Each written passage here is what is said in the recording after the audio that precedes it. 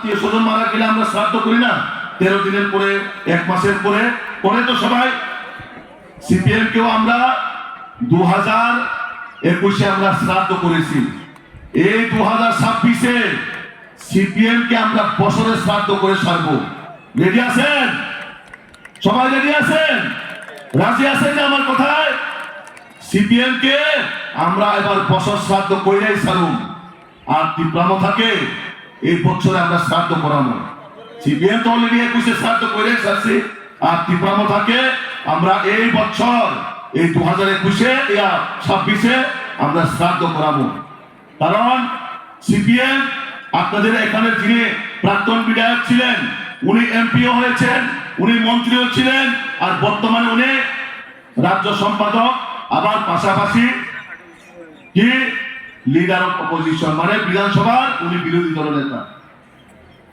CPM এবং জিতেন চৌধুরীরা উনাদের এখন কিন্তু কাজ নেই, উনারা এখন কিন্তু কাজ খুঁজতেছেন।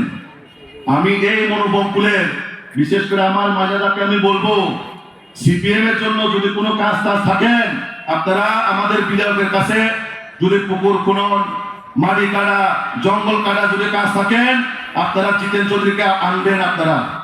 কারণ ওনাদের কিন্তু বর্তমানে কাজ নেই, ওনারা আগরতলা বসে কাজ খুঁজছেন, খাওয়ানোর জন্য ওনারা খুঁজতেছেন। তো আমরা খাওয়ান দিতে রাজি আছি, কিন্তু আমার পাড়ার মাটি আপনার কাটতে হবে। রাজি আছেন রে? সিপিএমরা এই দশা এখন, কারণ সিপিএম এর সারা ভারতবর্ষ থেকে ওনারা উদাও হয়ে গেছেন। আর এই ত্রিপুরা রাজ্য থেকে এখন মাত্র 3 টিমে 2-3টা বিধায়ক ওনারা আছেন। এই 2026-এ এডিসির মধ্যে তো একটাও খাতা খুলতে পারবে না। সিপিএম এর এমন অবস্থা, নোটা থেকেও ভোট তারা কম পাবে। এবার নোটার চেয়ে কম ভোট পাবে সিপিএম এর। আর জিতেন চৌধুরীরা, রাধাচরণ বাবুরা, ওনারা সবসময় কি বলেন? পাহাড়ে কাজ নেই, খাদ্য নেই, কর্মসংস্থান ব্যবস্থা নেই। অ্যাকচুয়ালি ঠিকই কাজ নাই। কাজ নাই কার? সিপিএম এর।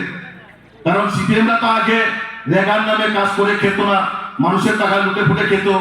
তো ওনারা বর্তমানে দিশাহীন হয়ে গেছেন।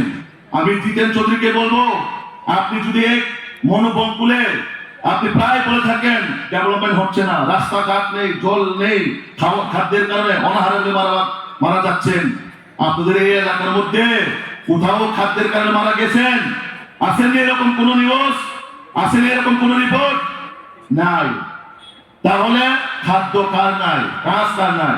খাদ্য ওই যারা সিপিএম এর নেতারা, ওই যে জিতেন বাবুরা, ওনাদের কাজ নাই।